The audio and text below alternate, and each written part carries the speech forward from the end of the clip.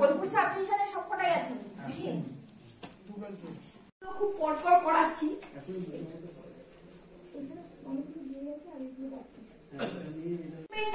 আমরা যতজনকে ডাকি ততজনেরই আমাদের করতে হচ্ছে। আগে আমরা খাবারটা অনেকটা এক্সেস রাখতে পারতাম। সিদ্ধার্থ মন্ডল, পুরুনাহা গ্রাম পঞ্চায়েত। ননীগোপাল ঘোষ, বাহির 500 গ্রাম পঞ্চায়েত। বিউটি মন্ডল ঘোষ, সরপলানা আলবান্দা গ্রাম পঞ্চায়েত। নিগার সুলতানা, খিপা গ্রাম পঞ্চায়েত। বুরুনেসা বেগম, লাভপুর 2 নম্বর পঞ্চায়েত। উলাদপুর শিলা মন্ডল, চন্দ্রপুর গ্রাম পঞ্চায়েত। তনুশ্রী দাস, রায়পুর গ্রাম পঞ্চায়েত। আমি অ্যাসিস্ট্যান্ট ডিস্ট্রিক্ট ট্রেনিং কোঅর্ডিনেটর। এই প্রশিক্ষণে আপনাদের সাথে থাকবো। আর আমাদের এরকম এই ট্রেনিং সেন্টারে আর ডিপুর ইলেকশন, স্টেট ফিনান্স কমিশন তৈরি করা, সেখানে এই রিজার্ভেশনের যে ব্যবস্থা আছে ইলেকশনের ক্ষেত্রে, এই স্টেট এবং আরো বেশ কিছু স্টেট আরো অনেকটা অ্যাডভান্স চিন্তা ভাবনা করে হচ্ছে সেটা হচ্ছে। এবং সেক্ষেত্রে আমার বিভিন্ন যে ফান্ড অ্যাভেলেবল, সেখানে 15th FC আছে, 5th স্টাফ থাকে যারা কাজ করে। সংখ্যতে কাজই করতে পারবে না ওষুধটা খেলে, এত মাথা ঘোরে। এবার পারবো না, এটা আমি বুঝবো না, তাহলে আপনি কোনোদিনই বুঝবেন না। আমার দ্বারা হবে না, তাহলে কোনোদিনই পারবো। অন্তত এই বিশ্বাসটা রাখতে হবে, না আমি চেষ্টা করব, চেষ্টা করলে আমি পারবো। এই বিশ্বাসটা থেকে শুরু করলে প্রত্যেকটা গ্রাম পঞ্চায়েত মনে হয় একটা করে ডিপিআর জমা দিতে বলা হয়েছে। আর কিছুদিন আগেই বলা হয়েছে, ওয়ার্কশপ হয়েছিল, সেখানে ওই আমার যে বর্জ্য পদার্থ আছে, মানে ওয়েস্ট সেগ্রিগেশন খারাপ কেন, খুব খারাপ আছে, লোকেও বলে। আমি তো বলছি না, এটা এখন কি পড়ানো তো আর বিশাল কিছু ইয়ে পাওয়া যাওয়ার ব্যাপার নয়। প্রাইম ফোকাস মানে হাসপাতাল বা চিকিৎসা কেন্দ্রটা কি, যে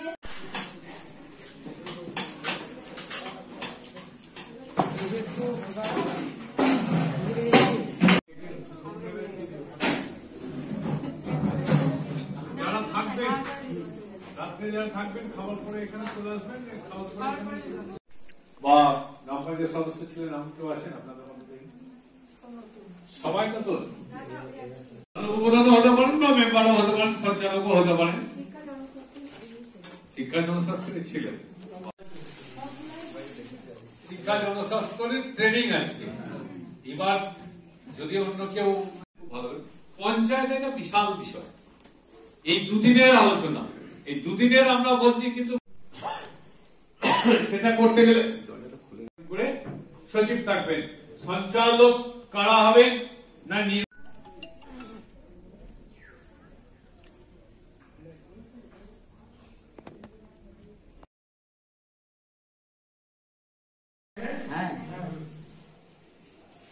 কেমন ছিলেন? কিছু অসুবিধা হয়নি তো? তো আমরা ওই যে আগেই বললাম যে গতকাল যা আলোচনা হয়েছিল সেইগুলো একটু দেখে।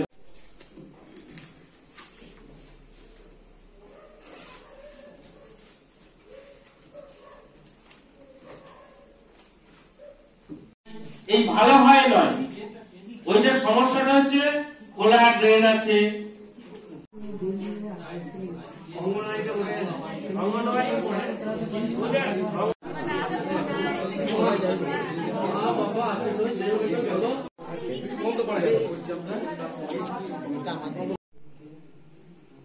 আমাদের সমস্যাগুলো হলো, নাম্বার 1, সমস্ত ছেলেমেয়েরা প্রতিদিন স্কুলে যাচ্ছে না।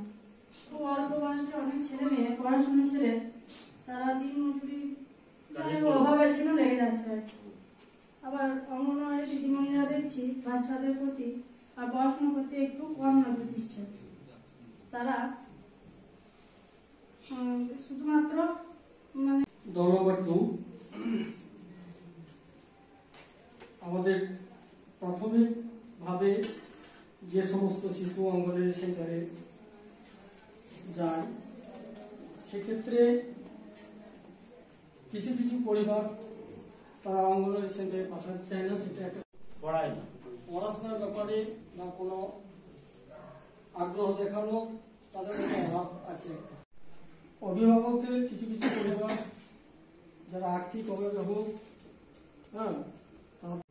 বাড়ছে, তার জন্য আমাদের সেটাও একটা সমস্যা। এবং অভিভাবকদের সঙ্গে শিক্ষকদের যে একটা শিক্ষার ব্যাপারে শিক্ষক, অভিভাবক এবং ছাত্র যে সম্পর্ক সেটা নাই। সম্পর্ক নেই। 2 নম্বর, প্রাথমিক বিদ্যালয়ে বাচ্চাদের হাজিরা কম থাকে। 3 নম্বর, ICDS মানে গুণগত মানের শিক্ষা হয় না, তাই তো? গুণগত মানের শিক্ষাটা হয় না। করে টিবি রোগের চিকিৎসার জন্য ওষুধ দেন, এবার সেই ওষুধটা মিনিমাম দিয়ে তখন সেই ওষুধটা বন্ধ করে দেয়। পুনরায় যখন আবার হয় একটা বিষয়ের উপরে সেটা হচ্ছে শিক্ষা, মানে বিদ্যালয় আর কি, বিদ্যালয়ে যে পানীয় জলের সুব্যবস্থাপনা, প্লাস্টিক দূষণ থেকে বিদ্যালয়ে যে মানে দূষণ থেকে এড়ানো, গ্রামের যে সকল রাস্তাঘাট সেই সমস্যা থেকে মানে বাচ্চারা যে স্কুলে যায়। আমরা যখন একটা বিষয় নিয়ে আলোচনা করি তখন গল্পের মতো এক জায়গা থেকে আরেক জায়গায় চলে যায়। সেই জন্য উপসমিতির কজন জনপ্রতিনিধি মেম্বার আছেন? তাহলে 3 জন আর প্রধান আর উপপ্রধান পদাধিকার হবে, তাহলে মোট 5 জন হবে, 6 জন নয়। না, বিরোধী দলনেতা এখানে থাকার কথা নয়, কিন্তু বেসরকারি স্কুলে যেতে পারেনি, তাহলে সে তাদের চাহিদা আছে, নিড আছে, এইটাকে গুরুত্ব দিতে হবে। আপনারা অনেকেই বলেছেন শিক্ষক আছেন, অ্যাকাউন্ট, সেই জয়েন্ট অ্যাকাউন্টের কিন্তু একজন সিগনেটারি ছিলেন উনি।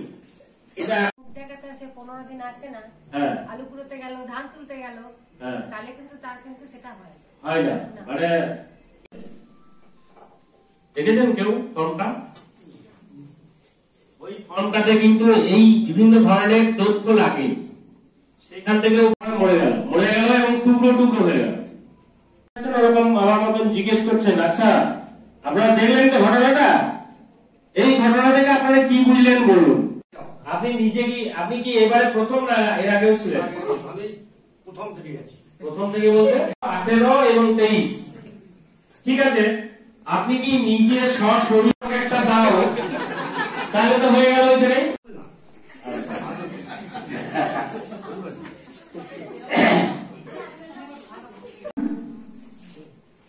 যদি প্রতিবন্ধী কোন ছেলে বা মেয়ে থাকে তাহলে অন্ধ ছাড়া বাকি ছেলে মেয়েদের, স্বাভাবিক ছেলে মেয়েদের সঙ্গে পড়ানো যেতে পারে। কারো হয়তো পা খোড়া, কারো হয়তো কান, মানে পড়া যাচ্ছে।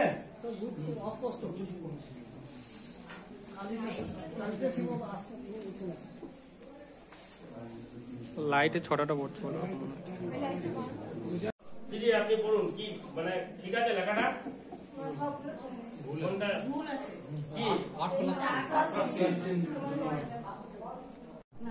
আপনি বাকি 4টে যে ঠিক করেছেন সেটা মানুষ বলবেন, সেটা বলবেন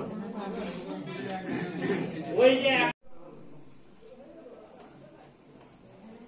পঞ্চায়েত থেকে এসেছি, আর আমার ব্লকের নাম লাভপুর। এখানে এসে দেখলাম, যতটুকু শিখলাম খুবই ভালো লাগলো। এখানে পরিষেবা সবই ভালো, খাওয়া দাওয়া থেকে শুরু করে সবই ভালো। এবং যে স্যাররা বলছেন তাদেরও খুব শুনতে ভালো লাগলো, আমাদেরকে আমরা করে উঠতে পারলাম। এগুলো আমরা নিজেরা যদি করতে পারি তা আরো ভালো আমাদের জন্য। এইটুকু বলে আমি শেষ পঞ্চায়েতে এসে না না না, আমাদের খুবই ভালো লাগছে। দুটোর মধ্যে ছেড়ে দেবে। আমি কিছু জানার জন্য বিশেষ করে এসেছিলাম, যেহেতু প্রথম কি আলোচনা হবে কি আলোচনা না হবে সেই সব সম্বন্ধে আমি সবথেকে ভালো লাগলো যে আপনারা যেভাবে কথা বললেন, খুবই ভালো লাগলো।